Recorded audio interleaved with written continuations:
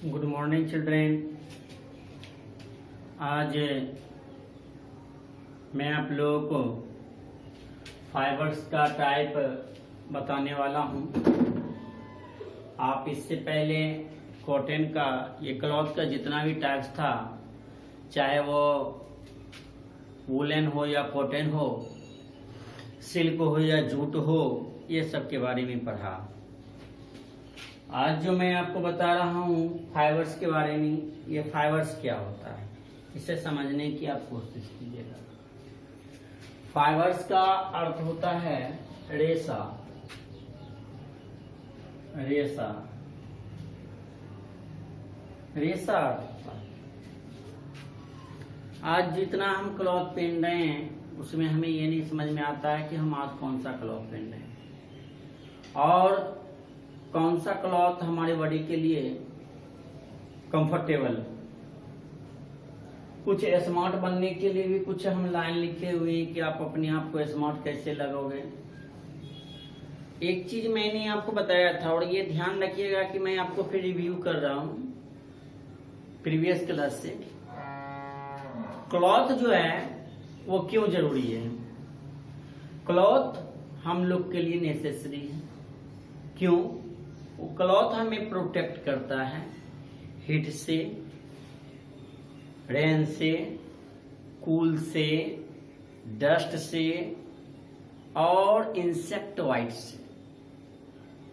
Insect white जितना भी होता है उससे हमें प्रोटेक्ट करता है। और ये सारा चीज होने के साथ साथ क्लॉथ से हम अपने आप का, मेरा जो लुक होता है हम लोगों का, वो बहुत ही गुड लगता है। तो आज हम कलरफुल क्लॉथ पहन रहे हैं। आप देखिए कोई भी ऐसा क्लॉथ नहीं है जो आपके लिए कलरफुल नहीं होगा। और अपने आप को स्मार्ट बनने के लिए, स्मार्ट दिखने के लिए एक से एक क्लॉथ पहनते हैं। आप याद कीजिए जब आप दुकान पे जाते होंगे पेरेंट्स के साथ तो चूज करते होंगे ये क्लॉथ, ये क्लॉथ, ये क्लॉथ। उसका कलर चूज करते होंगे, साइज चूज करते होंगे, क्वांटिटी चूज करते होंगे। उसके बाद उसको बॉडी में लेके देखते होंगे कि ये मेरे बॉडी में फिट आएगा कि नहीं आएगा। एक जीन्स पहनते हैं तो उसके लिए आप दुकानदार से 25 जीन्स निकलवाते हैं, उसमें से एक सेलेक्ट करते हैं।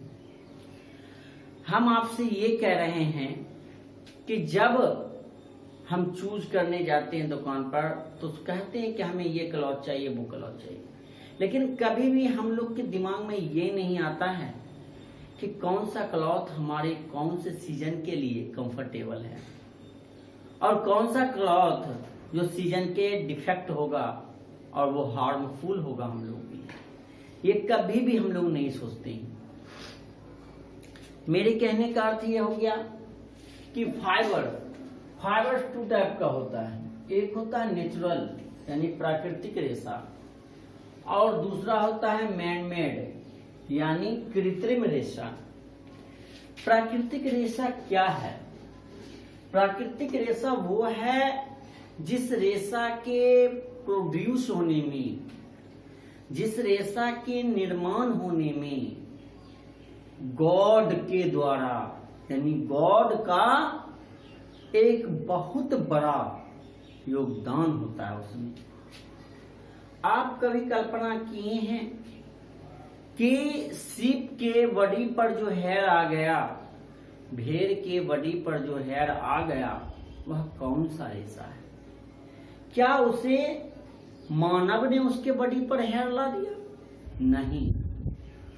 यानी वैसा प्रोड्यूस, वैसा निर्माण जिसमें मानव का कहीं से हाथ नहीं रहता है। और वहां क्या? वहां प्रकृति द्वारा, गॉड के द्वारा, भगवान के द्वारा, ईश्वर के द्वारा, खुदा के द्वारा होता है। आप अपने बॉडी के ऊपर ही लीजिए, ये हेयर कहां से आया? कोई आदमी इसके ऊपर ला दिया? अब ये आप मत बोलना कि सर हम बार्बर जाते हैं बार्बर के शॉप में और बार्बर के शॉप में जाने के बाद हमको नाई जो होता ला देता। नहीं, ये एक गॉड गिफ्टेड है, गॉड के द्वारा है। गॉड का सबसे बड़ा योगदान बॉडी पर है जो हेयर आता है। तो सीप के बॉडी के ऊपर जो हेयर है उसको काटता है, उससे वुलन क्लॉथ बनाता है। कॉटन क्लॉथ जो आए दिन आप लोग गांव के आसपास भी देखते होंगे, कॉटन प्लांट में रुई निकलता है, रुई उड़ता है। और फिर सिल्क, ये तो मान लो कि एक विशेष प्लेस पर ही प्रोड्यूस होता है सिल्क वर्म से। तो ये सारा चीज जिस क्लॉथ के बनने में, जिस सोर्स ऑफ क्लॉथ में ह्यूमन का कहीं आर्टिफिशियली कहीं योगदान नहीं होता है, वह नेचुरली क्लॉथ में आता है। अब हम लोग यहां आते हैं मैन मेड में। ये मैन मेड क्लॉथ क्या है? मैन मेड क्लॉथ ये क्या होता है कि इसे सोर्स तो प्रकृति का रहता है, अब केमिकली द्वारा, केमिकल रिएक्ट के द्वारा, है ना, कुछ आर्टिफिशियल भी सोर्स होता है, तो वो दोनों को मिलाकर केमिकल रिएक्ट करके, चाहे वो पॉलिस्टर बनता है, नायलॉन होता है, रेयॉन होता है, रबर होता है, ये सब क्लॉथ। तो इस क्लॉथ के बनने में क्या है कि ह्यूमन का सबसे बड़ा हाथ है। ह्यूमन इस क्लॉथ को बनाता है आर्टिफिशियली रूप से। कारखानों में, फैक्ट्रियों में ये तैयार किया जाता है। तो क्लॉथ 2 टाइप का हो गया। एक हो गया आपका मान लीजिए नेचुरली फाइबर्स 2 टाइप का आ गया, एक नेचुरली और एक मैन मेड। आप यहाँ देखते होंगे कि सर ये रबर है, तो आपके माइंड में आता होगा कि सर रबर का क्लॉथ कैसा होता है। रबर का बैंगल भी होता है, रबर का आपका चप्पल भी होता है। तो यहाँ क्या है कि रबर प्लांट से, तो आप फिर सोचिएगा कि सर रबर का प्लांट होता है। हाँ, रबर का प्लांट होता है। रबर प्लांट से आप क्या करते हैं कि रबर को लेते हैं, फिर केमिकल रिएक्ट के द्वारा आप मेन रबर को पाते हैं। Rubber is made from the saw, है ना, इनसाइड रबर प्लांट का जो लिक्विड के रूप में जो निकलता है, और उसको मान लीजिए केमिकली रिएक्ट करके रबर बनाएगा।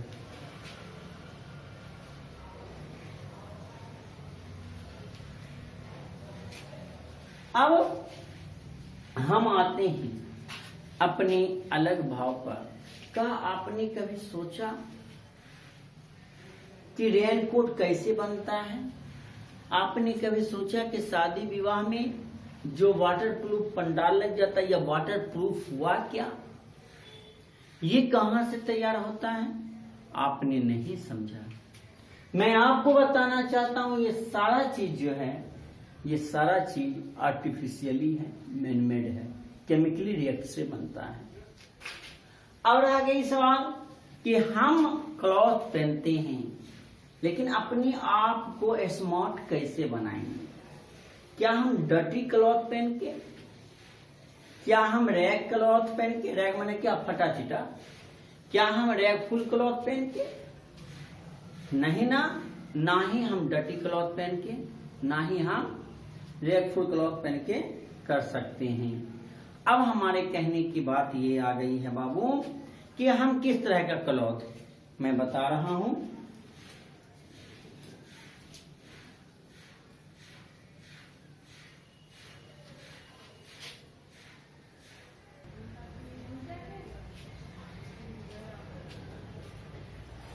तो ये बता रहे थे कि लुक, यानी हमारा लुक कितना अच्छा होगा।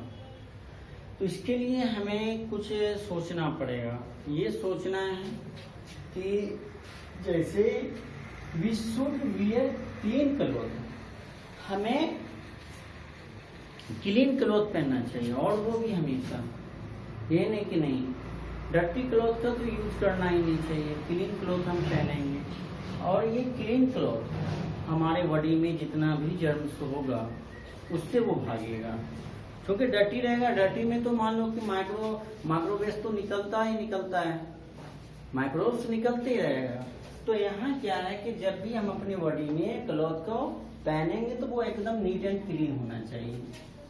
दूसरा है कि वो क्लॉथ जो होगा हमारा सीजनली होगा, हमारा सीजन कुछ कहेगा और क्लॉथ कुछ होगा, ये नहीं।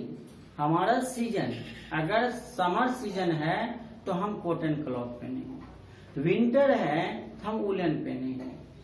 तो ये चीज हमको ध्यान में रखना पड़ेगा कि कौन सा सीजन में कौन क्लॉथ पहनना चाहिए। आगे मैं आपको बताना चाहता हूँ कि यहाँ क्या है कि हम हमेशा जो क्लॉथ पहनेंगे वो हमारा कंफर्टेबल होना चाहिए। अभी क्या देखते हैं कि एकदम कंजेस्टेड क्लॉथ लोग पहनता है, एकदम टाइट फिटिंग। उससे क्या होता है कि हमारा बॉडी का जो डेवलप होगा, बॉडी जो ग्रोथ करेगा, उसका भी इफेक्ट होता है। जितना फ्री हमारा बॉडी रहेगा उतना वो ग्रोथ करेगा। दूसरी चीज है कि जब हम टाइट फिटिंग एकदम पूरा कपड़ा टाइट पहनते हैं, उससे क्या होता है कि हमारी बॉडी से जो पसीना निकलता है या बॉडी के ऊपर जो मैला है वो हमारे बॉडी के जो ऊपर देखते होंगे बहुत से होल है, छिद्र है, उसको वो बंद कर देता है। तो हमें कंफर्टेबल कपड़ा और वो भी क्या कंफर्टेबल लूज पहनना चाहिए। देखिए है ना दिया हुआ लूज। इसके साथ साथ कि हमें हमेशा कपड़ा को डिटर्जेंट या सॉप से साफ करना चाहिए। डिटर्जेंट या सॉप से हम साफ करेंगे कपड़ा तो हमारा कपड़ा सही रहेगा। आगे क्या है कि always wear well iron cloth. Without iron का हम क्लॉथ नहीं पहने।